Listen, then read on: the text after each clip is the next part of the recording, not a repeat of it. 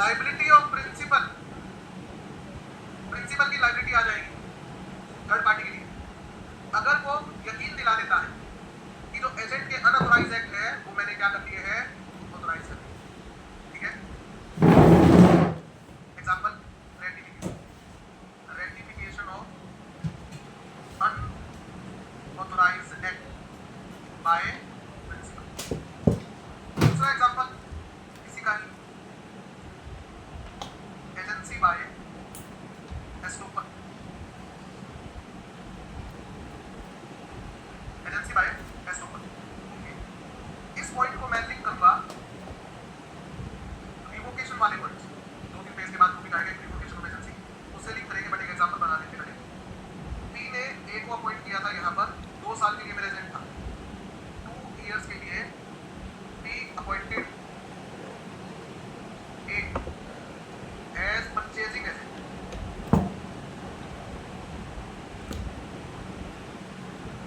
P ने ए को purchasing agent appoint किया था कि तुम मेरे मतलब यहाँ पर माल परचेज करोगे और पेमेंट कौन करेगा, पेमेंट ए करेगा। ठीक है, ए जो है वो टी से कुछ खरीदता था, A used to purchase goods from T on credit, उधार माल खरीदता था। तो बताओ पेमेंट के लिए कौन लायबल है,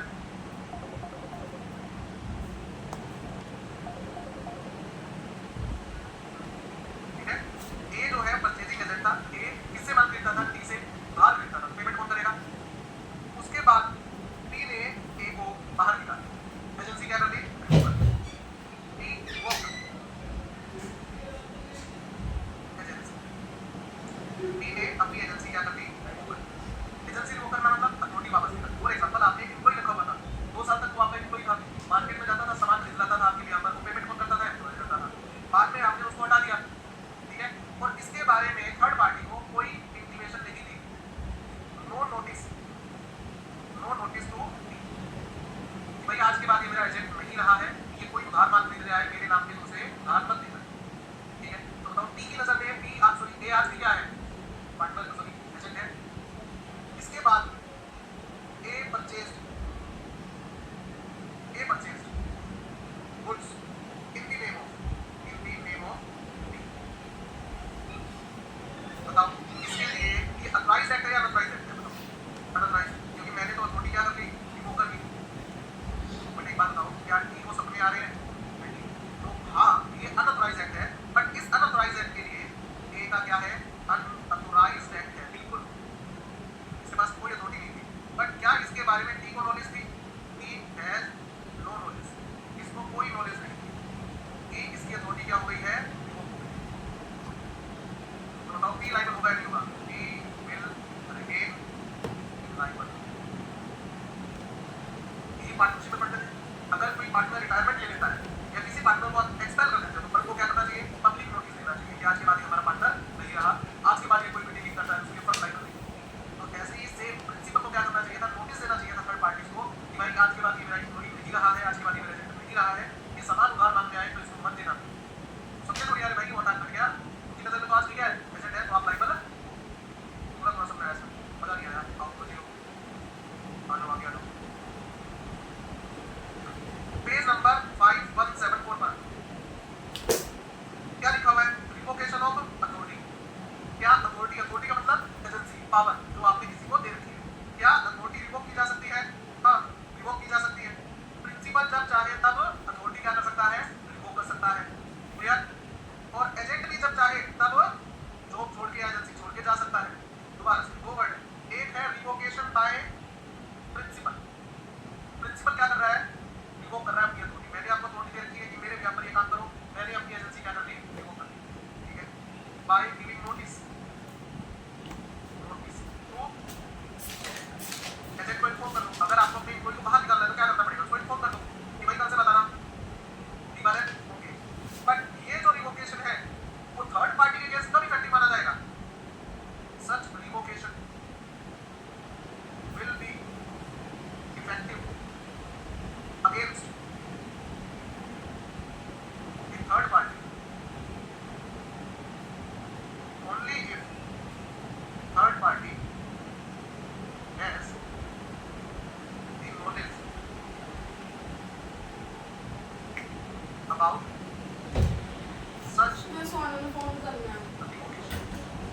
चार्जर क्या मतलब हुआ? देखिए पार्टनरशिप एक्ट में पढ़ा था, किसी पार्टनर ने रिटायरमेंट ले ली है, एक्सपल्शन कर दिया है, अब वो फर्म के ब्याह पे क्या नहीं कर सकता, एक्टिविटी नहीं कर सकता। बट अगर वो फर्म के ब्याह पे एक्टिविटी करता है तो उसके लिए फर्म लायबल रहेगी। क्यों? क्योंकि थर्ड पार्टी को कोई नोटिस नहीं। याद आ गया? एग्जांपल या फिर इसका मतलब क्या है? इसका मतलब ये है if no notice of revocation is given to third party, अगर थर्ड पार्टी को आपने नोटिस चौकी कल दी गई है या दी गई है? इन्होंने बताया कल दी। हेलो आंटी सुहाना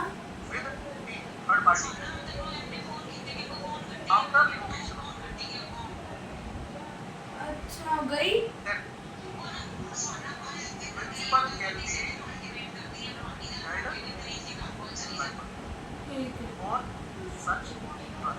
तू ही करते हो गाता करा देता वीडियो जल्दी थी। थोड़ा सॉरी तेरी एक बार तक तो मुझे स्टैंड करता का फोन आया इतना पागल है कि फोन ही करता ला के भी होली बोल रहा इतना बम रहा कर तू किया है छाड़ ओए तू आ बोल लगा चंगा जाते थे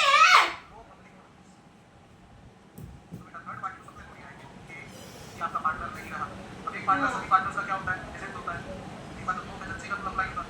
यहाँ पर थर्ड पार्टी ਹੁਣ ਮੈਂ ਟਿਊਸ਼ਨ ਬੱਚਣ ਲੱਗੀ ਹੈ मैंने नहीं थर्ड चलनी पार्टनर रिटायरमेंट के हैं? बाद चलनी भी नहीं ਹੁਣ ਕੋ ਚੱਲੀਏ ਫਿਰ ਸਾਨਾ ਗਈ ਇਹਦਾ जाओ मैं जाऊंगी ਉਹ ਜਾ ਸੌਰੀ सॉरी ਉਹ ਜਾਂਦੀ ਰਹਿ मैं वहां से ले जाऊंगा हिंदी में वो क्या रहा? तो बताओ ये तो थर्ड पार्टी है, ये फर्स्ट को लाइबल कर सकती है या नहीं कर सकती है? ਜੋਗਾ ਛੁੱਟੇ ਮੇਰੇ ਕੋ तेरे ज्यादा हाथ छूटे हुए हैं मेरे को नहीं उठ दो वाला ਛੱਡ ਦੇਊਂਗਾ चुप कर अथॉरिटी रिवोक होने के बाद भी ये जो है वो थर्ड पार्टी के साथ डील करने जा रहा है। क्या वो एजेंट है? वो एजेंट नहीं है, बट वो अपने आप को क्या शो कर रहा है? एजेंट शो कर रहा है। इसके लिए क्या टर्म यूज की जाती है? Pretended agent. तो अपने आप को क्या प्रिटेंड कर रहा है? एजेंट जस्टोरियल में एजेंट। तो थर्ड पार्टी को इसकी कोई मदद या कोई नोटिस नहीं। तो थर्ड पार्टी प्रिंसिपल को लायबल करेगी एजेंसी बाय एस्टोपन। इनके बीच में कोई एग्रीमेंट ऑफ एजेंसी नहीं रहा, बट प्रिंसिपल की हरकतों से लग रहा है कि आदमी क्या है? एजेंट है। चेक करो आप फोटो पब्लिक नोटिस देंगे कि आज के बाद मेरा एजेंट है नहीं रहा। 2 साल तक तुम्हारा एजेंट था, हमें क्या लगेगा? तीसरे साल भी एजेंट है। 2 साल एग्जांपल है, समझ में आ रहा है ना? वापस आ जाओ। अब देखो क्या लिखा हुआ है। When an agent has without authority does act or incurred obligation to third person on the behalf of principal, the principal is bound by such act or obligation if he has by his words or conduct induced such third person to believe that such act and obligation were within the scope of agent authority agency by estoppel। आपकी हरकतों से, आपके word से third party को ये लग रहा है कि आज तुम्हारा क्या है? एजेंट है। ये कौन से पेज पे आया था? Agency by estoppel. एक बार 4-5 पेज पहले आया था ना टाइप्स ऑफ एजेंसी में।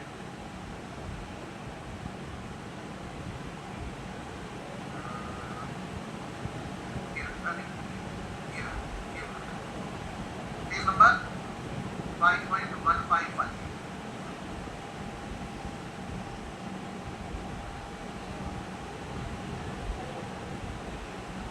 ठीक है, तो ये पेज 155 पर डिटेल में दिया हुआ है।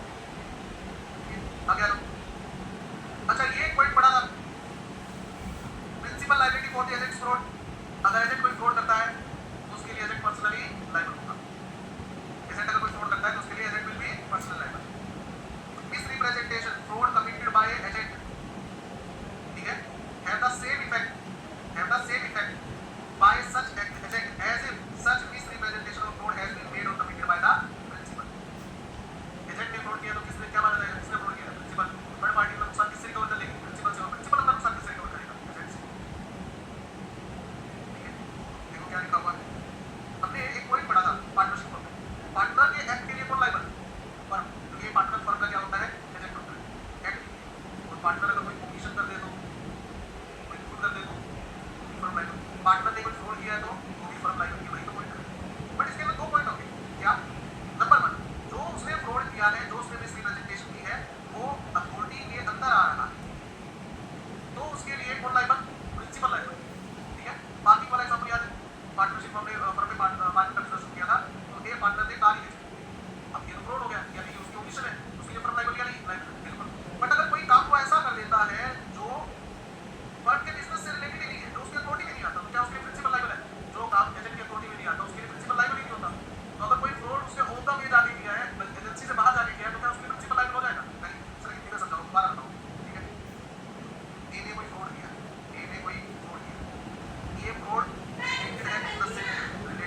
छड़ने में related to principals business, principal के बिजनेस से रिलेटेड है हैं ना, उसकी अथॉरिटी से बाहर है, दैट इज आउटसाइड अथॉरिटी। ये एजेंट की अथॉरिटी से बाहर है। तो अगर वो प्रिंसिपल के बिजनेस से रिलेटेड है, मतलब बिजनेस अथॉरिटी है, तो टी अपना लॉस किससे रिकवर करेगी? टी से। और टी अपना नुकसान किससे रिकवर करेगा? टी से। ठीक है। और अगर ये काम अथॉरिटी से बाहर हो गया तो क्या टी अपना नुकसान प्रिंसिपल से मांग सकता है? बोलो ना, ये काम तो मेरी अथॉरिटी के अंदर ही नहीं आता, मतलब एजेंट की अथॉरिटी में नहीं आता, तो फिर मैं अपना नुकसान डायरेक्टली किससे रिकवर करूं? एजेंट से। नोट्स में देखो मैंने क्या लिखा है कि अगर एजेंट कोई फ्रॉड करता है तो उसके लिए agent will be personally liable. Example Sameer, ये बलराम का एजेंट है, ठीक है, तो समीर कौन हुआ? एजेंट, बलराम कौन हुआ? Principal. For the sale of goods, ये इंड्यूस कर देते हैं कुणाल को, थर्ड पार्टी। कुणाल कौन है? Third party. इंड्यूस करना मतलब किसी को धोखा देना, ठीक है, किसी को कंफ्यूज कर देना। To buy them any misrepresentation which was not authorized by Balram to make। ये कोई ऐसी चीज उसको बेच लेता है जिसको बेचने की अथॉरिटी नहीं थी उसके पास।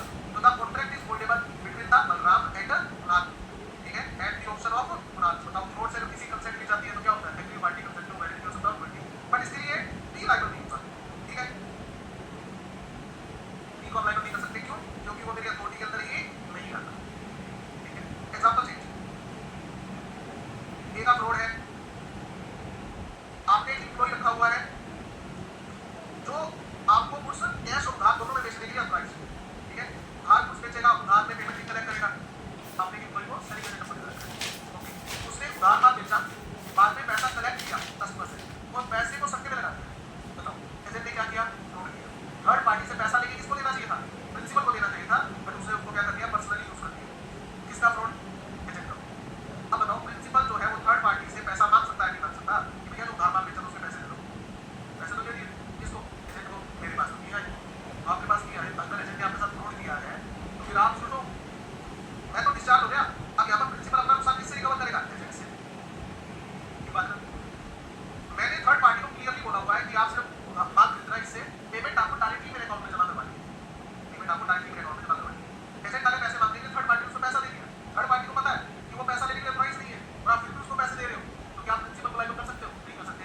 इस केस में अगर एजेंट प्रिंसिपल को पैसा नहीं देता है तो बताओ किससे रिकवर करेगा? थर्ड पार्टी एजेंट से रिकवर करेगा, प्रिंसिपल से रिकवर नहीं कर सकता।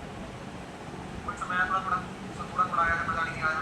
एग्जांपल लो बेटा, एग्जांपल दोबारा लो। टी ने एक ए नाम का एम्प्लॉय रखा हुआ है, appointed A to sell the goods and collect money,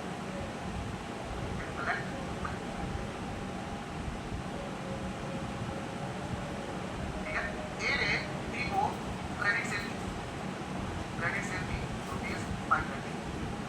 payment collect करने के बाद कलेक्टेड पेमेंट आफ्टर 1 मंथ, ठीक है। सही चल रहा है ना? उधार माल बेचने के लिए प्राइस है, पेमेंट भी कलेक्ट करने के लिए प्राइस है, एंड यूज्ड द पेमेंट और उसने पेमेंट यूज कर ली फॉर पर्सनल पर्पस। ये फ्रॉड है।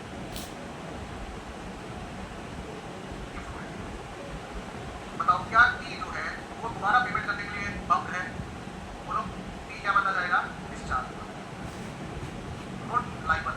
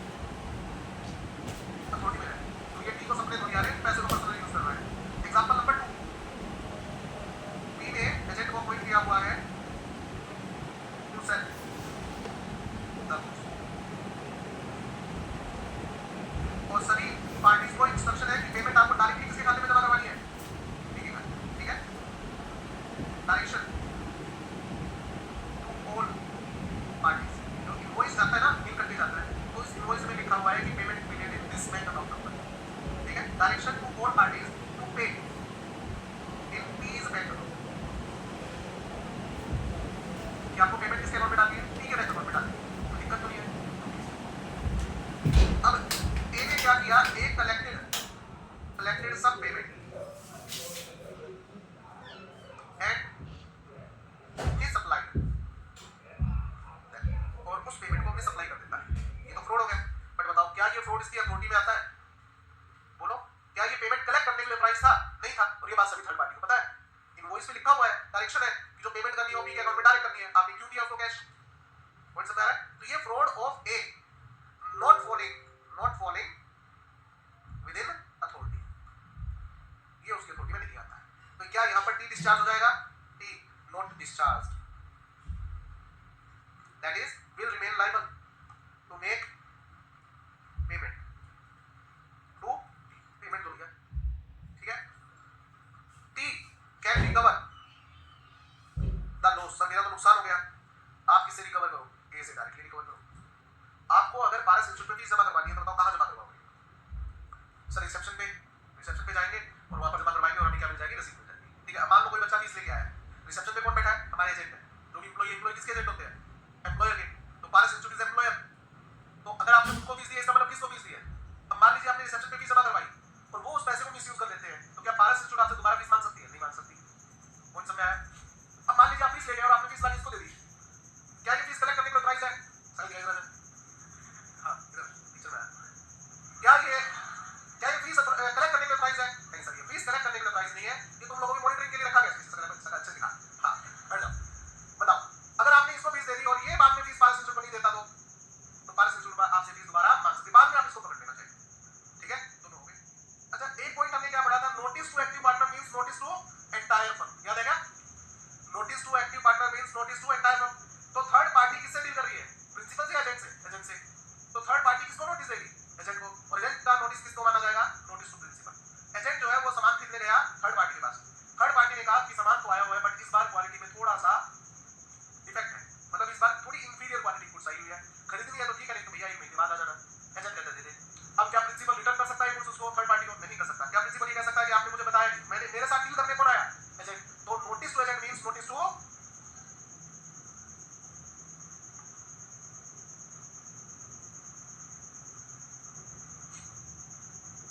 any notice given to agent, ठीक है, during the course of business for the principal shall have the same legal consequences as if it has been given to or obtained by the principal। तो अगर third party ने कोई notice जो है वो agent को दे दिया है तो क्या माना जाएगा? किसको नोटिस दे दिया है? प्रिंसिपल को। अच्छा एक बात बताओ, एक कंपनी है जो इनकम टैक्स रिटर्न नहीं भर रही है, इनकम टैक्स वाले नोटिस किसको भेजेंगे? कंपनी को। मतलब कंपनी तो आर्टिफिशियल पर्सन बेटा, कंपनी मतलब किसको? बोर्ड ऑफ डायरेक्टर को। तो बोर्ड ऑफ डायरेक्टर को नोटिस भेजेगा तो क्या माना जाएगा? कंपनी को ना। बाद में मेंबर इस चीज का प्लीज तो नहीं ले सकते कि हमें नहीं बताया गया था, ये वही पॉइंट है बेटा। हो गया पेज नंबर 5.172 पढ़ो, 2 मिनट लगाओ। मैं क्यों पढ़ाऊं? होमवर्क कर लो बेटा।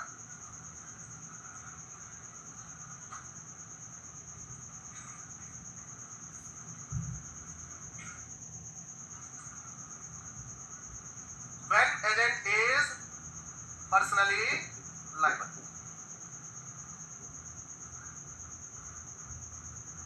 जनरली एजेंट के काम के लिए प्रिंसिपल लायबल होता है। कौन कौन से ऐसे केसेस हैं जिनके लिए principal personally liable, sorry agent personal liable होगा? जब प्रिंसिपल अब्रोड रहता हो, फॉरेन में रहता हो, जब principal incompetent to do contract हो, जब वो एजेंट है ही नहीं और वो एजेंट बनना क्या कर रहा है? प्रिटेंड कर रहा है, and principal does not ratify that, और प्रिंसिपल उसके काम को क्या नहीं करता है? रेटिफाई ही नहीं करता है, तो फिर वो पर्सनल लायबल हो जाएगा। ये वो प्रॉपर्टी डीलर वाला एग्जांपल कि मैंने मकान बेचने के लिए नहीं दिया था, तो क्या दिया था? किराए पे कराने के लिए, उसने बेच दिया और प्रिंसिपल ने मना कर दिया मैं तो रेटिफाई नहीं करता, तो एजेंट पर्सनली लायबल होगा। When agent exceed his authority, जब एजेंट अपनी अथॉरिटी से बाहर काम करता है, मैंने उसको उधार माल बेचने के लिए प्राइस ही नहीं किया, अब उसने उधार माल बेच दिया और बैड डेट्स हो गया तो वो पर्सनली भुगतेगा, वो प्रिंसिपल का लॉस नहीं है, ठीक है। ये रह गया अनडिस्क्लोज्ड प्रिंसिपल। नाम से क्या लग रहा है? प्रिंसिपल को डिस्क्लोज नहीं किया। हां आ जाओ, यहां पर लिखते हैं concept of undisclosed principal. Concept of undisclosed principal. Mister A नाम का ही बनता है, ये जाता है मिस्टर टी के पास, ये गया मिस्टर टी के पास और इससे परचेज कर लेता है कुछ goods on credit, purchases goods on credit. तो बताओ ये पैसे कौन चुकाएगा? टी अपना पैसा किससे रिकवर करेगा? टी से रिकवर करेगा, कोई दिक्कत तो नहीं है। अच्छा अगर मान लीजिए मिस्टर ए जो है वो पी का एजेंट होता तो बोलो, तो फिर पैसा देने के लिए कौन लायबल होता? मिस्टर पी लायबल होता। ठीक है, मिस्टर पी ने मिस्टर ए को अपॉइंट किया, जाओ मेरे नाम पे कुछ उधार खरीद के लाओ, मैं तुम्हें कमीशन दूंगा। इसने कुछ उधार खरीद ली, अब उधार खरीदते हुए मिस्टर पी जो है इसके सामने ये डिस्क्लोज ही नहीं करता है कि मैं कुछ किसी और के बिहाफ पे खरीदने आया हूं। इसने कहा कि मुझे कुछ गुड्स चाहिए, उसने गुड्स का सैंपल दिखाया, इसने कहा ये चाहिए गुड्स, ये चाहिए, उसने रेट बता दिया, उसने कहा ठीक है कितनी क्वांटिटी में चाहिए, मान पैसे 2 वीक बाद दे दूंगा, फिर ओके। जब ये गुड्स परचेज कर रहा था इससे, तो इसने डिस्क्लोज ही नहीं किया, did not disclose his principles name. उसने कहीं भी ये डिस्क्लोज ही नहीं किया कि ये जो ट्रांजैक्शन हो रही है ये मेरी नहीं है, ये प्रिंसिपल की है। तो बताओ टी को सपने आएंगे, टी को भी यही लगेगा कि ये ट्रांजैक्शन किसकी है? ए की पर्सनल ट्रांजैक्शन है। सपोज मैं पारस इंस्टीट्यूट पे एम्प्लॉय हूं, ठीक है, अब मैं किसी लैपटॉप की दुकान पे जाता हूं और एक लैपटॉप खरीद लेता हूं और बिल मैं अपने नाम से ले लेता हूं, तो बताओ पैसे कौन देगा उसके लैपटॉप के? मैं ही दूंगा, पारस इंस्टीट्यूट तो नहीं देगी।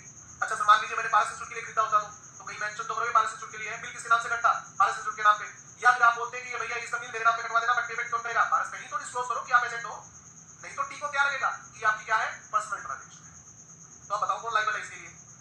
एजेंट लायबल है बेटा, और यही चीज यहां लिखी है, when agent does not disclose the name of principal.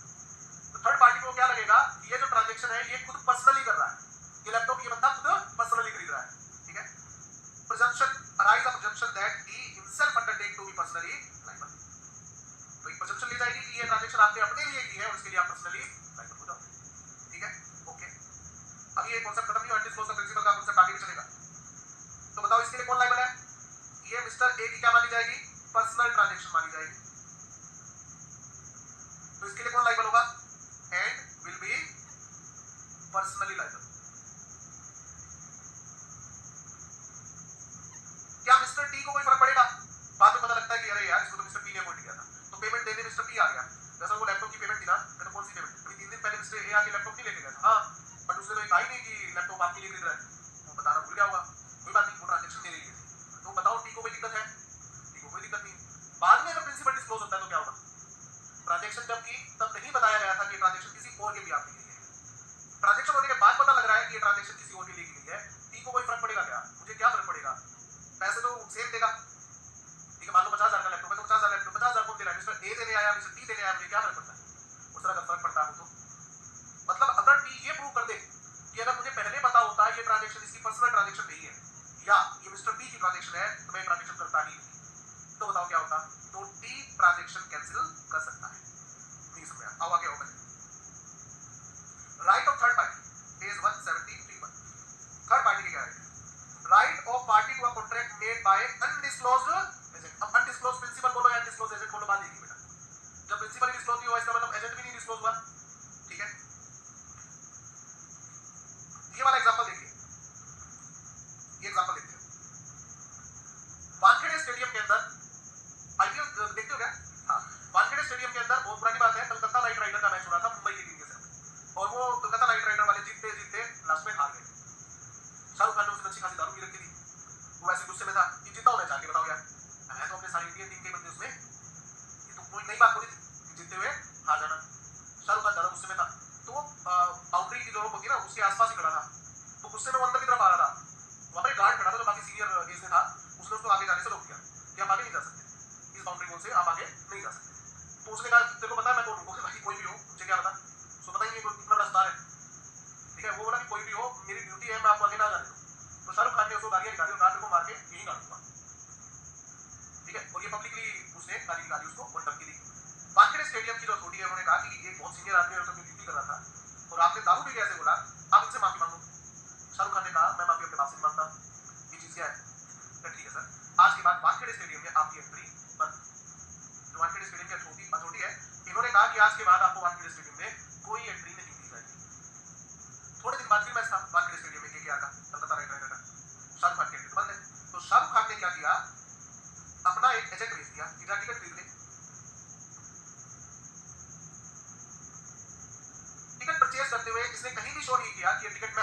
नहीं खरीद रहा हूँ, मैं शाहरुख खान के लिए खरीद रहा हूँ, मतलब उसने प्रिंसिपल को क्या नहीं किया, डिस्क्लोज नहीं किया। वानखेड़े स्टेडियम वालों ने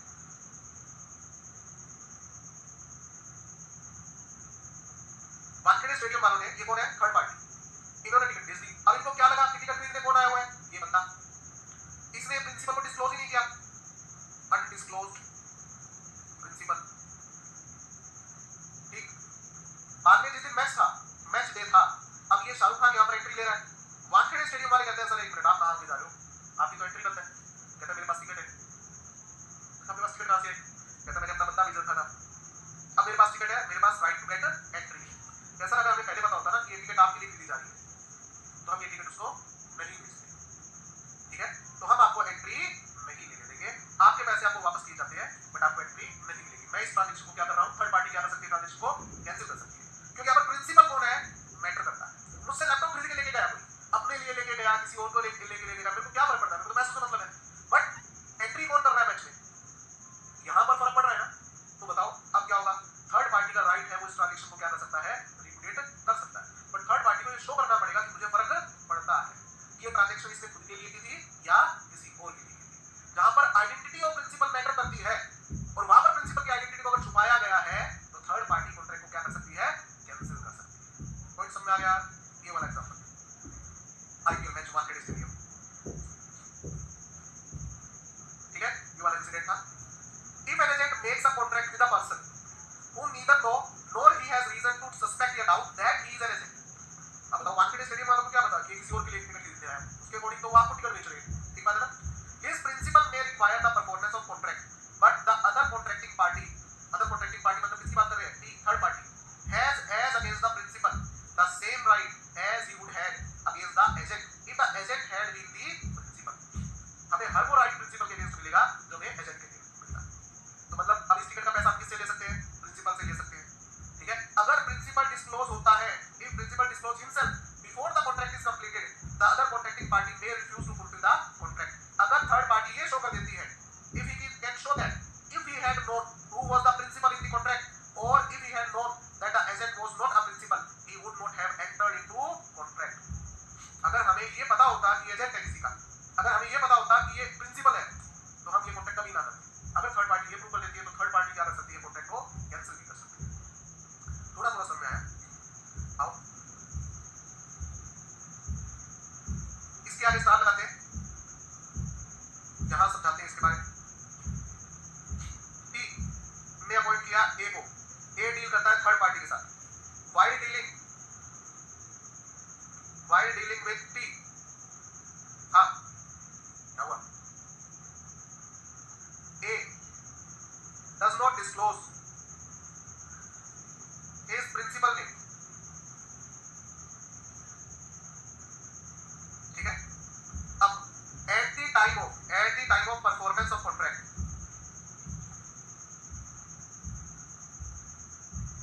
A ने T के साथ ट्रांजैक्शन करी है, ट्रांजैक्शन करते हुए इसने कहीं भी ये शो नहीं किया कि मेरा प्रिंसिपल कौन है। अब at the time of performance of contract अगर थर्ड पार्टी को फर्क पड़ता है, प्रिंसिपल की आइडेंटिटी से, if third party is affected, third party affect हो रही है by the name of principal, by principals identity, हाँ, तो थर्ड पार्टी क्या कर सकती है, T can repudiate the contract.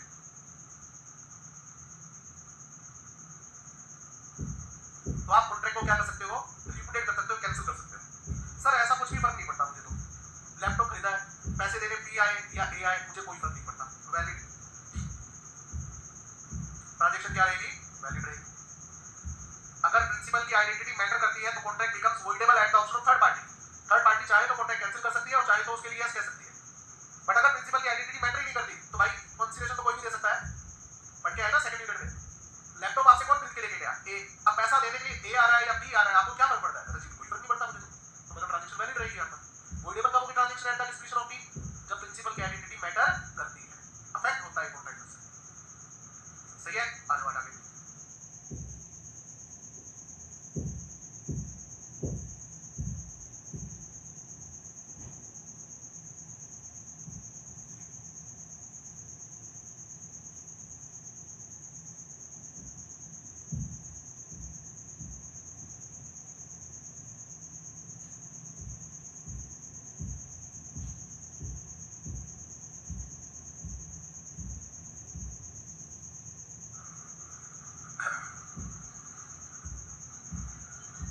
बस बेटा कुछ करवा तो रहा हूँ मैं, ये तो कंप्लीट करोगे। आ जाओ वापस आ जाओ। ये पॉइंट रहा clear? Performance of contract with agent suppose to be principal, ये अच्छा है। परफॉर्मेंस ऑफ कॉन्ट्रैक्ट, इसकी जगह ढूंढो कहाँ है खाली, है ये रहा 75 पर। आ जाओ बेटा पेज 175 पर एक एग्जांपल है बेटा, बस ये करवा देता हूँ, ठीक है? फिर नहीं करूँगा।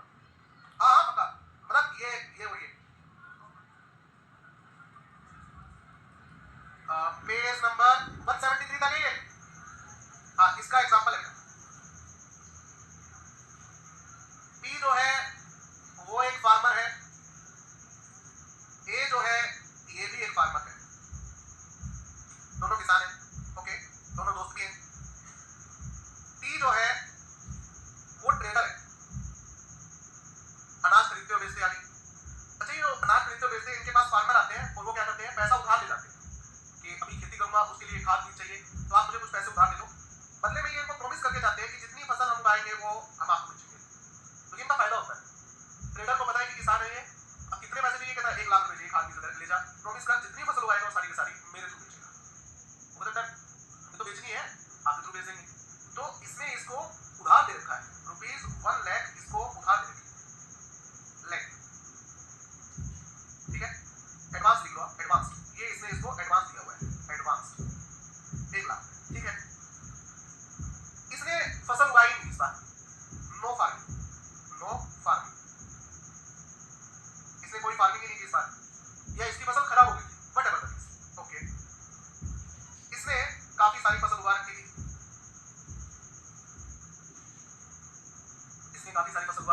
ओके। बी जो है वो ए को कहता है क्या बात, इस बार फसल नहीं भाई, बोला भाई हुई नहीं यार, किस्मत ही खराब है मेरी, तो कहता कोई बात नहीं, मेरी फसल जो है वो तू बेचा मार्केट के अंदर, मैं तेरे को कमीशन दूंगा, ठीक है?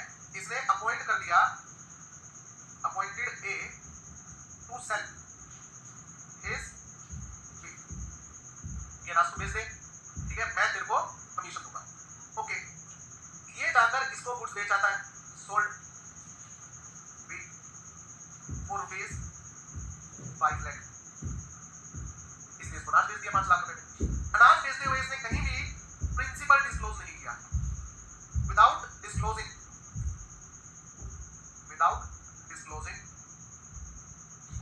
द एजेंसी, इसने कहीं भी ये डिस्क्लोज नहीं किया कि मैं ये ट्रांजैक्शन किसी और के लिए कर रहा हूं, ठीक है? अब बताओ, टी को सपने आएंगे कि ये किसी का एजेंट है, अच्छा क्या इसके पास कोई रीजन टू बिलीव है ये मानने का कि ये किसी का एजेंट है? क्या ये फार्मर है, खेती करता है, हर बार मुझे सामान बेचते जाता है, तो इसको भी क्या लगा कि अपना अनाज बेचते आया। ट्रेडर के पास नो रीजन टू बिलीव, इसके पास, इसने देखो डिस्क्लोज भी नहीं किया कि मैं किसी का एजेंट हूं, और ट्रेडर के पास नो रीजन टू बिलीव, इसके पास भी कोई रीजन टू बिलीव नहीं है, ये जानने का कोई इसके पास कोई हिंट ही नहीं था that A is acting on behalf of other, इसके पास में भी कोई डाउट करने का था ही नहीं कि ये एजेंट नहीं, ये सॉरी एजेंट है किसी का। तो इसको क्या लगा, टी को क्या लगा, टी को लगा कि ये इसकी पर्सनल ट्रांजैक्शन है, A is acting in personal capacity, इसको लगा ये इसकी पर्सनल कैपेसिटी में काम कर रहा है, ठीक है? अब क्या होता है कि आपने आज अनाज दे दिया इसको, तो ऐसा नहीं कि पेमेंट आपको दे दी इसने कहा 5 लाख रुपए, इसने कहा ठीक है आप एक काम करना, पेमेंट लेने चला जाना, मैं कल पेमेंट कर दूंगा आपको। अगले दिन पी चला गया इसके पास में कि सर वो पेमेंट करने वाले थे आप।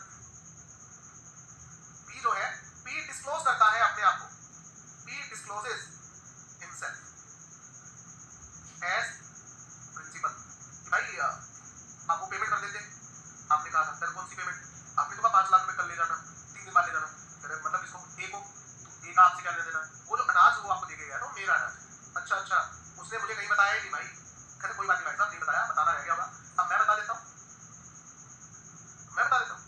कि अनाज मेरा है, आपको क्या फर्क पड़ता है कि अनाज बी ने दिया है या ए ने दिया है, आपको तो अनाज खरीदना होता है। कहता बिल्कुल सर, मेरे को क्या फर्क पड़ता है, कहता ये लो 4 लाख रुपए, टी पेज ₹4 लाख।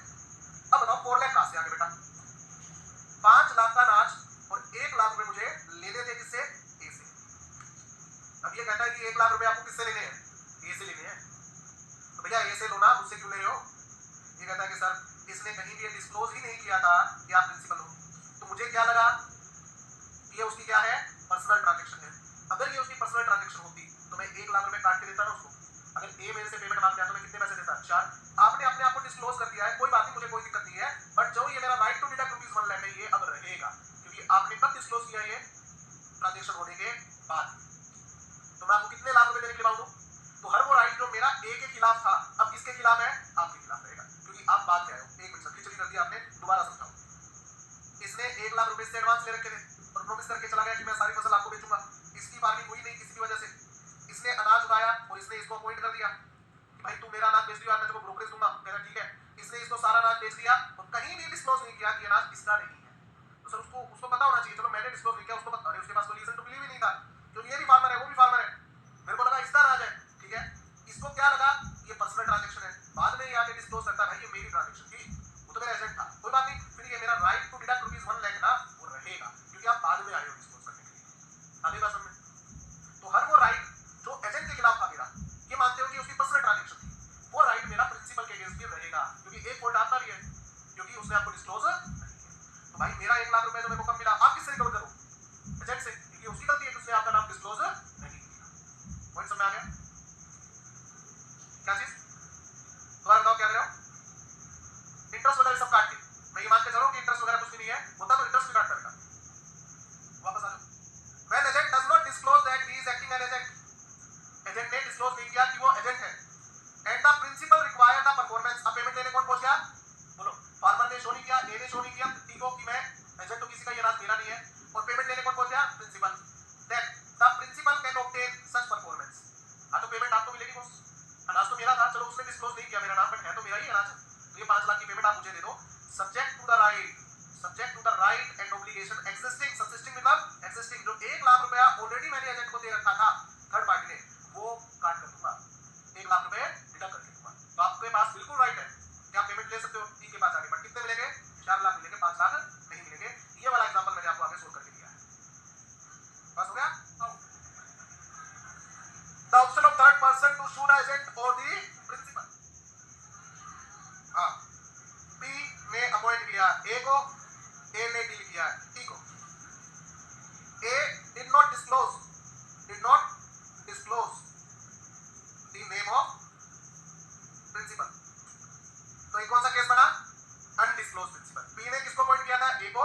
A ने किसके साथ डील की? T के साथ। और A ने प्रिंसिपल को डिस्क्लोज नहीं किया। ओके, अब बताओ T क्या कर सकता है? T के पास 2 ऑप्शन, या तो आप इसे एजेंसी वाली ट्रांजैक्शन मान लो और पैसा किससे ले लो? P से ले लो, या ट्रांजैक्शन किसके साथ परफॉर्म कर लो? A के साथ। Treat it agency. आप इसको एजेंसी मान लो, कोई बात नहीं, उसने प्रिंसिपल का नाम डिस्क्लोज नहीं किया, बाद में प्रिंसिपल का नाम सामने आ गया, तो आप इसको एजेंसी मान लो एंड मेक प्रिंसिपल लायबल, और आप प्रिंसिपल को लायबल कर दो। कॉन्ट्रैक्ट किसके बीच में हो जाएगा? प्रिंसिपल और आपके बीच में। नहीं, मेरे सामने तो ये ट्रांजैक्शन पर्सनली हुई है, इसने कहीं भी प्रिंसिपल का नाम डिस्क्लोज नहीं किया, ठीक है। Treat it as personal transaction, इसे पर्सनल ट्रांजैक्शन मान लो विद ए, आप इसे एजेंसी मत मानो। क्या मान लो? ये ट्रांजैक्शन किसने करी है? ए ने करी है, एंड मेक ए लायबल, और ए को लायबल कर दो बेटा। दोनों ऑप्शन है, दोनों में से एक ही ऑप्शन मिलेगा। अगर एजेंसी मान ली है तो आप एजेंट को लायबल नहीं कर सकते, प्रिंसिपल को लायबल करोगे, और अगर आपने इसे पर्सनल ट्रांजैक्शन मानी है तो आप पी को लायबल नहीं कर सकते, किसको लायबल करोगे? ए को। सर दोबारा बताओ, समझ नहीं आया। मैं पारस इंस्टीट्यूट पे सपोज करो एम्प्लॉय हूं, मैंने एक लैपटॉप खरीद लिया पारस इंस्टीट्यूट के बिहाफ पर, बट मैंने पारस इंस्टीट्यूट का नाम डिस्क्लोज नहीं किया। दुकानदार से लैपटॉप खरीदा और बिल अपने नाम से कटवा लिया, तो बताओ मैंने प्रिंसिपल का नाम कहीं डिस्क्लोज किया? नहीं। बाद में पता लगता है दुकानदार को कि ये जो लैपटॉप है ये पारस इंस्टीट्यूट के लिए खरीदा गया था, तो बताओ अब टी के पास, दुकानदार के पास में क्या रास्ते? 2 रास्ते। पहला रास्ता क्या है कि ठीक है पारस इंस्टीट्यूट के लिए खरीदा था, ठीक है, मैं इसको एजेंसी मान लेता हूं, अब पेमेंट मैं किससे मांगूंगा? पारस से, ठीक है। आपका तो नहीं सर, मैंने तो बिल किसके नाम से काट दिया? गौरव बंसल के नाम से काट दिया, मैं इसको पर्सनल ट्रांजैक्शन मान रहा हूं,